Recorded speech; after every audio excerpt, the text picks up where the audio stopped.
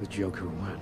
You're damn right he did. Welcome to Screen Crush, I'm Ryan Airy, and let's talk about Heath Ledger's Joker in The Dark Knight. More than any other villain since Darth Vader, Ledger's Joker captivated audiences and spawned an endless amount of merch, t-shirts, cosplayers, and think pieces. But I think the main reason Joker resonated with us so much is because, deep down, we all know that he was actually right. About the breakdown of society, not about murder and terrorism. Those things are always wrong, so don't do murder and terrorism. But you know what else the Joker was right about? Batman. Batman's a D. I'll explain how. Now, to get started, let's determine what the Joker's actual goal was. Alfred would describe it like this. Some men just want to watch the world burn. Now, this is the big line from the teaser trailer that seemed to define the Joker. But that's not right at all. Joker doesn't want to make the world burn. He believes that the world is already on fire all the time, and that everyone who tries to enforce order is a firefighter running around trying to extinguish flames, like the Atari game Firefighter. Well, I really like the reference you made to the Atari game Firefighter. That is one of my favorites. Alright, so what does that metaphor mean? Basically, that the natural state of the human race is to revert into anarchy, and that the systems of control that we've built, government, police, religion, Papa John's rewards programs, all of these systems are doomed to collapse because the human race is just too darn rowdy. He begins the movie by dismantling the criminal's code of honor by robbing the mob's bank. Criminals in this town used to believe in things. Honor. Respect. Then he shows that none of the crooks are loyal to anyone but themselves by pitting them against each other. So we're gonna have tryouts. And later, he compares criminal loyalties to starving puppies. Why don't we cut you up into little pieces and feed you to your pooches? And then we'll see how loyal a hungry dog really is. So let's look closer at what exactly Joker is trying to prove. The human race began as animals, obeying the laws of nature, kill or be killed, etc. But we were also social animals, staying together for mutual benefit. And as we grew in number, we formed traditions. Traditions became rules, rules required rulers, and next thing you know, society. But according to the Joker, human beings haven't really changed much at all in the past few thousand years. At any moment, any of us could destroy this facade of order. In human history, every great empire has fallen, or let's face it, will fall, and everyone is a lunatic, waiting for an excuse to go full Beaumont High and cut Footloose. To prove this, Joker's turned himself into a reflection of how he sees society. The Joker has no identity, other than just being what he is. Think about his second story about his scars. So I had a wife. One day they carve her face. I just want her to know that I don't care about the scars. So, I stick a razor in my mouth and do this. And you know what? She can't stand the sight of me. In this story, the husband tries to make his wife feel better by maiming himself, but this only reminds the woman of her own scarred face. She would rather look at something beautiful and pretend that she is normal. In the same way, the Joker himself is a reflection of our own broken society. But instead of hearing this message, Gotham City chooses to deny the truth about themselves. So the Joker dismantles the rules of society to show that this structure is flawed. For instance, we all know that killing is bad. It's the fifth commandment right after honoring your mom and dad. But is killing always bad? What if someone breaks into your house? Or if you could kill a terrorist to save lives? See, we make legal exceptions for every rule. And Joker showcases these moral exceptions in the movie by inciting mob rule. For instance, when this guy is going to reveal Batman's identity, Joker puts a hit out on him. So, to protect all the people in the hospitals, ordinary people are suddenly willing to commit murder. There is mob rule. This cop is going to betray his badge. I'm gonna need your weapon. What? Why? Because my wife's in the hospital. Yeah, that would be why.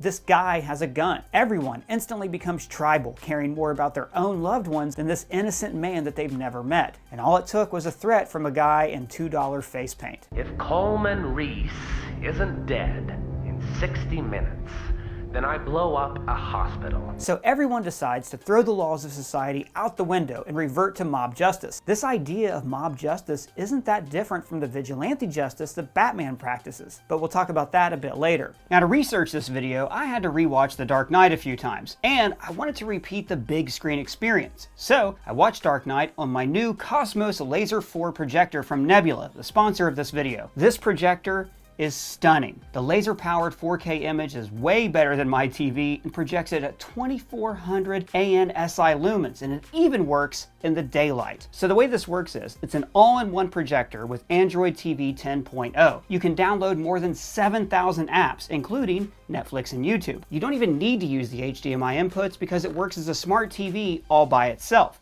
which is great because this is portable. It even has a handle on the top. It's also very easy to set up with its intelligent environment adaptation. This detects features like keystoning and autofocus with no setup hassle. Plus, the immersive audio is incredible. It broadcasts Dolby audio to give you a 3D soundscape, so no matter where you're sitting, you can hear everything perfectly. But mostly, I like that the Cosmos Laser 4 projector makes movie night a special experience. It's a chance to put away our phones and just disappear into another world. So if you're interested in getting your own Cosmos Laser 4K projector, we have a special deal for you. We are offering Screen Crush fans a 40% off super early bird discount for the first 200 units ordered. Just click the link in the description, enter the discount code, and buy this amazing all-in-one home theater. And you know what, while we're a tad off topic, did you know that Senator Joe Manchin played this guy driving a truck? I mean, not really, but he looks just like him. So the rules of society only function if everyone silently agrees to obey them. We call this the social contract.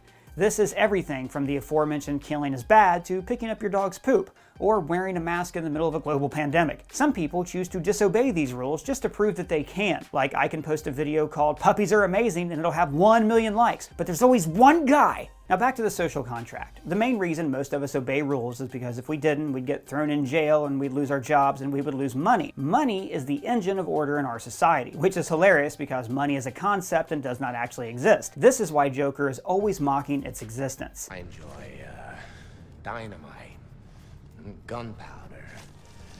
And you know the thing that they have in common? They're cheap. Money can even erode people's beliefs in law, order, and other systems of control. Got me early on, my mother's hospital bills. Don't! He shows us that money enforces our belief in institutions, but those beliefs can be torn down at very little cost. Look what I did to this city with a few drums of gas and a couple of bullets.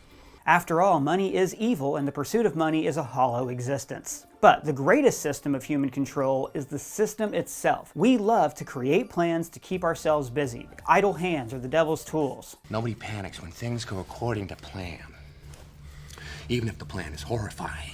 This sentence is really what hits home that the Joker had a good point. Society has established certain rules and norms regarding which deaths are acceptable and which ones aren't. We're all adding carbon to the atmosphere and heating the earth. Meh, no one cares. We're adding billions of tons of plastic to the ocean. Meh, no one cares. Or, as he puts it, If tomorrow I tell the press that like a gangbanger will get shot, or a truckload of soldiers will be blowing up, nobody panics. Because it's all part of the plan.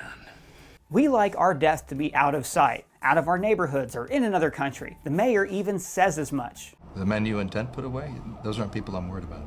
The Joker is able to take a step back and see that the line between what is acceptable and what's horrible is very thin. We see this in the news every day. A white girl goes missing, it's national news. A minority woman goes missing, it's usually ignored. For the Joker, it's hypocritical that we make distinctions between acceptable and unacceptable deaths. To him, dividing our culture like this is arbitrary, like you're playing a prank on the people whose lives don't matter. By this logic, either all life is precious or none of it is. And the Joker has decided that no life is precious, which again I have to point out that myself and the rest of the team here at Screen Crush disagree with strongly. But he is able to see that the structure of society does not create a system that is fair for everyone. People in power create structures to protect their own power. In Gotham, these powers were corrupt and nearly brought the city to ruin in Batman Begins. Joker sees chaos as the only fair system. Without rules, it's every man for himself. Only the strong survive. Oh, and you know the thing about chaos? It's fair.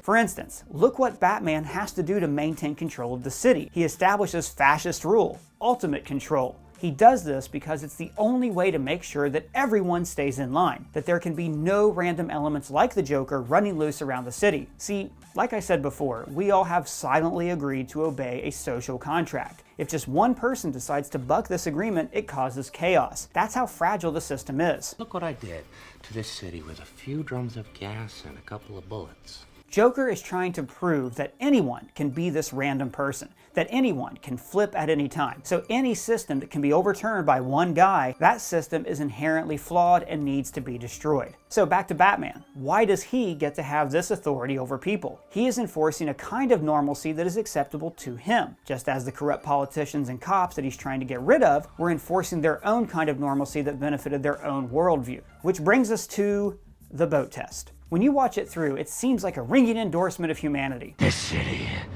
just showed you that it's full of people ready to believe in good. But really, this whole social experiment is a horrifying example of why human beings are willing to cast aside their morality to support a corrupt system. Their morals, their code, it's a bad joke. Dropped at the first sign of trouble. They're only as good as the world allows them to be. I'll show you. When the chips are down, these civilized people, they'll eat each other. So let's look closer at this test. Joker has rigged 2 ferries with bombs and gives the people on each boat the power to blow the other up. One boat is filled with convicted felons, and they are only being kept alive so they can help convict other felons. So society has determined that their lives don't actually matter. Those men had their chance. The other boat is filled with civilians, children, including this doe-eyed mom that we keep cutting to show how innocent these people are. The first reaction of the authority figures is to not give in to the Joker's demands, to reinforce the social norm. We are not going to talk about this. But then, the civilian boat starts to use society's rules to benefit themselves. I want everybody to put their votes on this piece of paper. In this case, they form a kind of mini-government with a body politic that will decide the will of the whole. Have you ever heard of the Milgram experiment? So test subjects were told that they had the authority to shock other test subjects. The doctor ordered them to do so. Now at first, the people were reluctant, but they kept shocking people because an authority figure sanctioned the violence. This showed how people are willing to cast aside their morality in order to belong in a structured, organized system. The prisoner boat also forms its own kind of government, a fascist government, where the warden has ultimate authority and his will is enforced by the guards with weapons. On the civilian boat, the people vote 396 to 140 to kill the boat of prisoners, a ratio of almost 3-to-1. So 3/4 of these people were okay with murder as long as it's carried out by an authority figure. This proves the Joker's point. People are willing to let soldiers die as long as it benefits an organized plan of control that benefits their own lives. Now what's interesting about this thought experiment is that the boat of civilians don't really think of the boat of prisoners as actual people. Those men had their chance.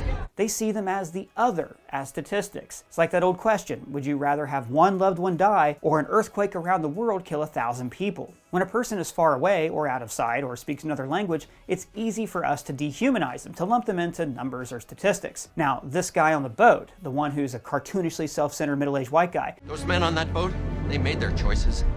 They chose to murder and steal.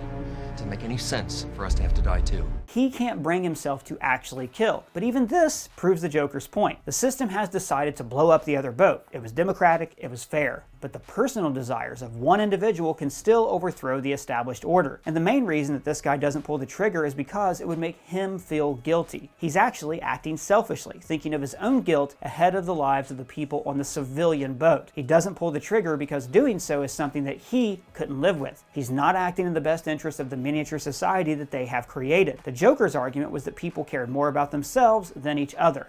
And this guy proves him right. Now, like I said, the other boat is governed like a fascist state. The rule of the warden is absolute and enforced by men with guns. This is a boat where everyone is waiting for one strong person to take control. In this case, the warden hesitates, so it takes another strong man, Debo from Friday, to take over as the strong man and make a decision for everyone. Give it to me, and I'll do what you should have did 10 minutes ago.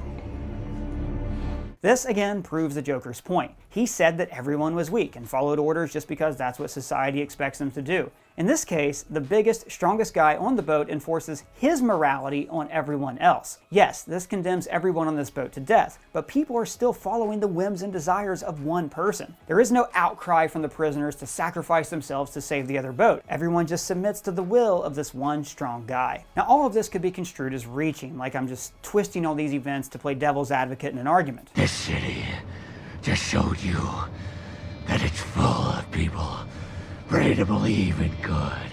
Fine. Let's just say I'm reaching on the boat test. I'm still right, because the boat test isn't the only way Joker is proven right. Think of Harvey Dent. You didn't think I'd risk losing the battle for Gotham's soul in a fistfight with you. You need an ace in the hole. Mine's Harvey. Harvey Dent is Joker's true masterpiece. He took the best man in Gotham, the White Knight, and drove him to become a murderous lunatic. The Joker took the best of us and tore him down. The Joker's last words in the movie are, See, madness, as you know, is like gravity.